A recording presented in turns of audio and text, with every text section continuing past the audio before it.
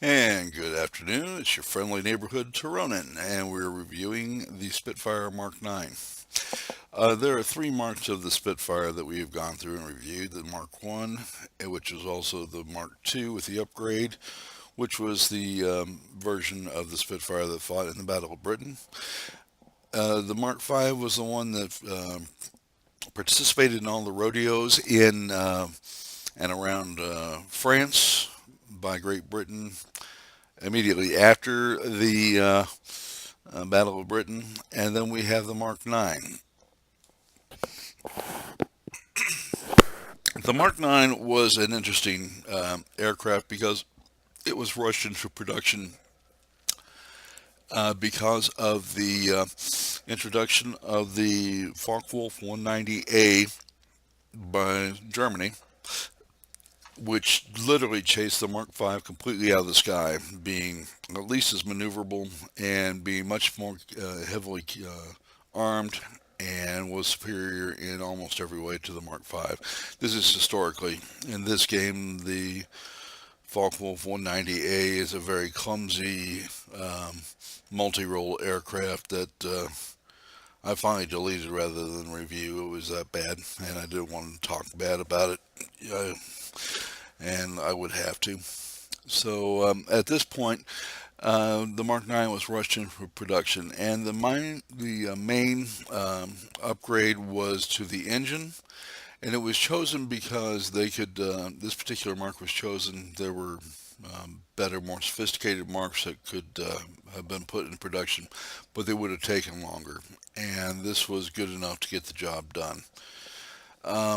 As damning as that is often to say, Great Britain was pretty much at this stage of the war fighting alone on the Western Front with Russia on the Eastern Front, and the United States had not quite come into the battle, if I have my timing correct. Uh, and you'll see it over and over again. U.S. Ship inspectors who went to go look at some of the British aircraft carriers noted that the carriers were done to a level of service that was good enough, not what they would consider typical of British pre-war practices.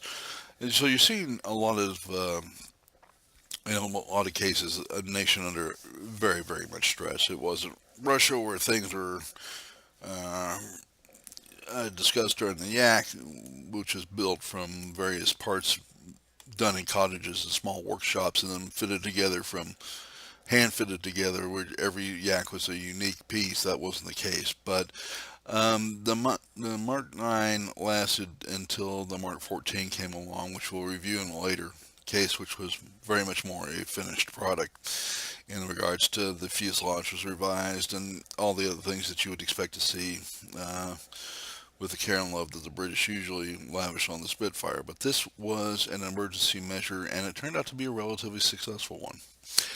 When you look at it, survivability is 300 points. Gun armament is 394, and that for a fighter at this tier is wonderful. Airspeed is 638, and that is because we have not upgraded the engine, which bring you to 655. Finally wore out last night and just couldn't get that last upgrade in.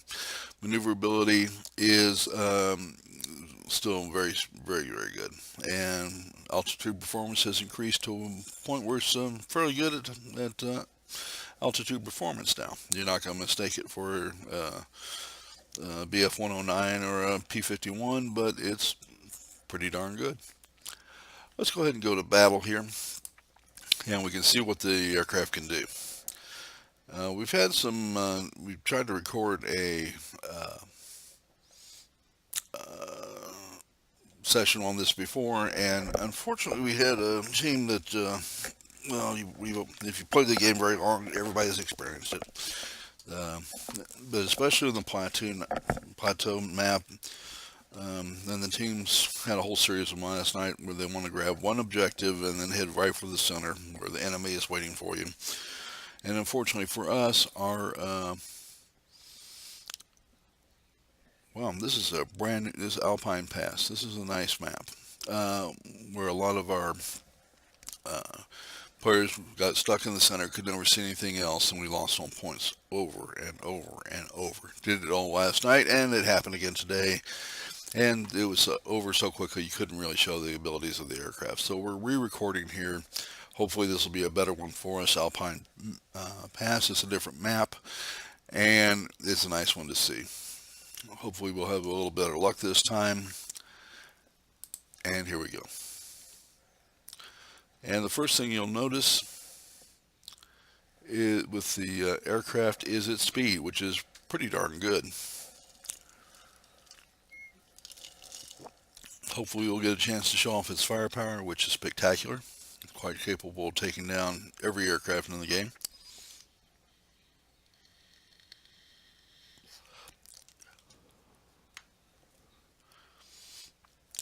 And I am going to support this because I don't want people to get overly caught up in the center position fight, and see if we can't help a little bit with the fight here. There's a P-38F.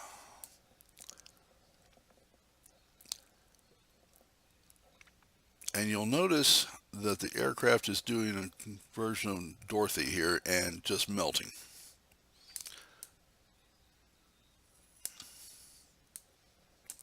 And that's it. That's effective firepower, folks.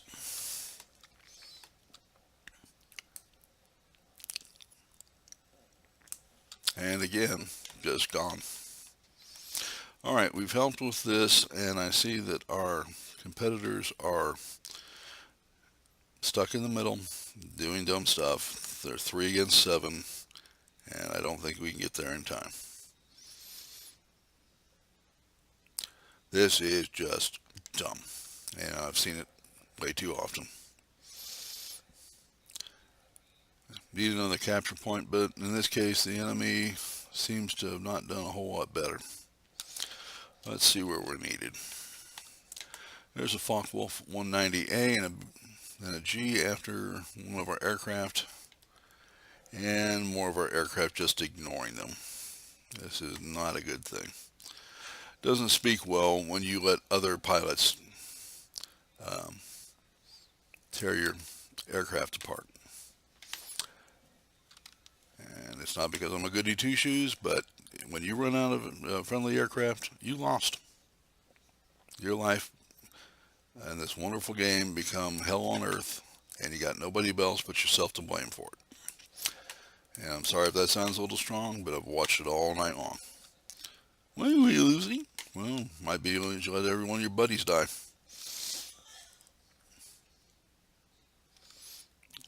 Again, you're looking at Yak 3RD chasing one of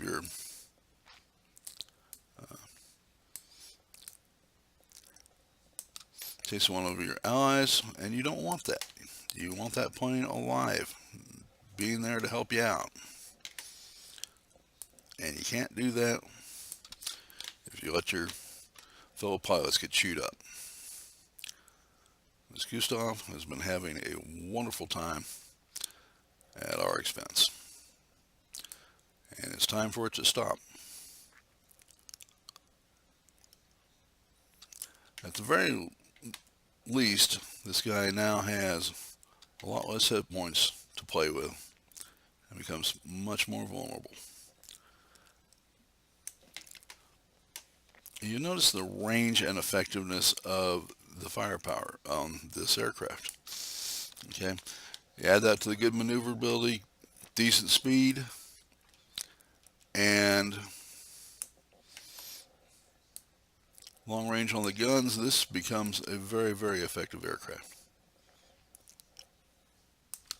And he's down.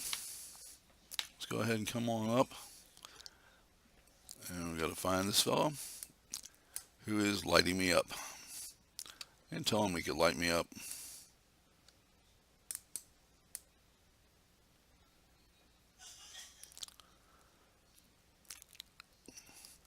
And notice he's coming apart at very long ranges. Also notice he's after one of our aircraft.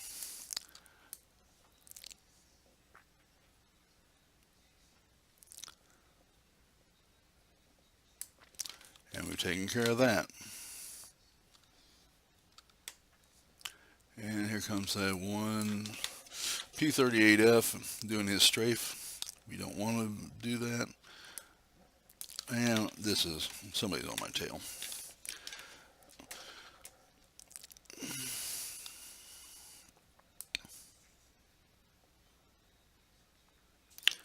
And we are able, due to the long range of the guns here, to repay the favor immediately. And he probably has wished he got somebody else's attention besides mine.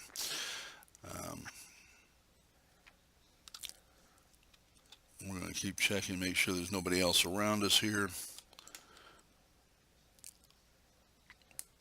And we're going to light them up. I cannot tell you how important it is to make sure that your aim's on target here. But if you can do that and do it well, we've captured the position. We've hurt the enemy very badly. And we're going to go over here and try to do some good over here and help our companions out.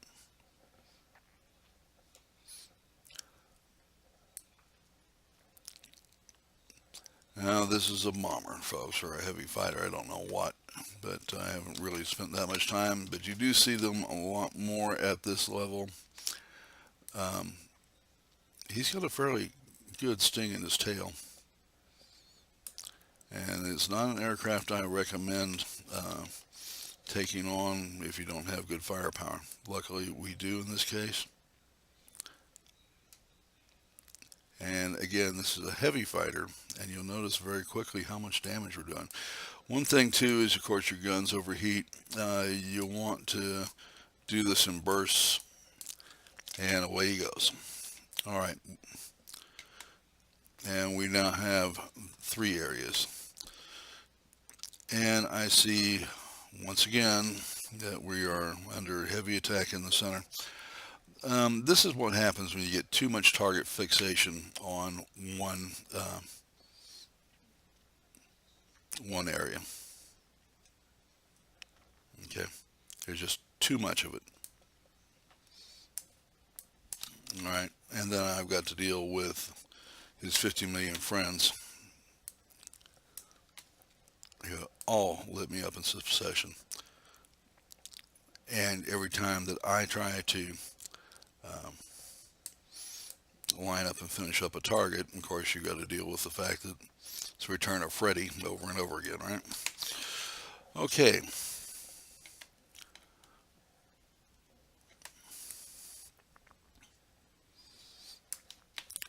Well, I didn't much appreciate Freddy and his friends coming over and taking me on 5-1, so we'll see if we can't finish this off a little bit. Remember to lighten up on your trigger from time to time. With this, let your armament cool down so your 20s have their full effect. There's a ME-165 again. Seems to be our day for it.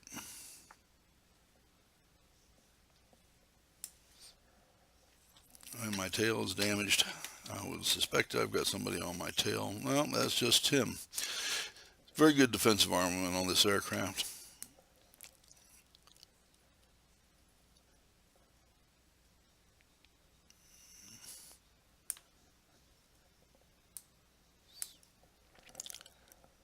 And we were hit, and the aircraft is destroyed. Okay, so a little more success that time. This is I've been fighting this aircraft since I got it yesterday, late yesterday evening, and worked it up during the evening so we could show this off today. This is a good aircraft. And I'm not experienced enough with the Tier 7s to tell you this is absolutely the best aircraft, but it is a very, very good aircraft. I have taken 1, 2, and 3 with this aircraft, even on the losing side, more often than not. Um, it has good uh, range on its guns, and that's important. The P-51 is a great aircraft. The problem is that you have to get far too close with it, and that doesn't give you the range of control or area of control around your aircraft that this aircraft provides you. Um, we've captured 3 sectors, assisted with 4 aircraft, and we destroyed 12 aerial targets. And we'll go over that real quick. That's a pretty good score, so I guess I did okay. Made a fair chunk of money and got some good experience points there too. Team score, I came in 1, and apparently uh, the enemy team had quite a rough day. I have nothing but sympathy for them because God knows I've had enough of them last night. When it comes to a number of factors, you're going to find this is one of the better aircraft out there, though. I've played this enough in the last 12 hours to know that it is it's competitive with everything, with literally everything. You've got the range to reach out over, and we can look at that for a minute. Uh, Almost 2,500 feet. As you saw, it really gives you some advantage here. And when you get close, you're piling on another 120 damage per second. You can rip anything in the game down very quickly with this. The firepower is nothing short of spectacular. Now, I'm not going to tell you that that's better than every fighter in there. I'm going to have to go level the other lines up, which will be taking place immediately after this. So we have some more content to show you. And I'll start on that, but that's going to slow my production down. So it's official from this point on, due to the amount of time that has to be spent in leveling aircraft. We're down to 1 video a day, and that's just because it takes me that long to level an aircraft up. And I want to give you new content, I want to give you quality content, and I want to do it right. You guys are very valuable to me, and I want to thank you for spending time with me on my videos. I know that I feel both humbly honored and blessed that to have so many people watching my videos and to be subscribing. Um, I'm a new content provider. All subscriptions are highly valued, all views are highly valued, and all thumbs up and likes are highly valued. And I want you to know right here now that I appreciate every bit of it. Thank you very much. Y'all have a great day, and we'll see you soon. Bye bye.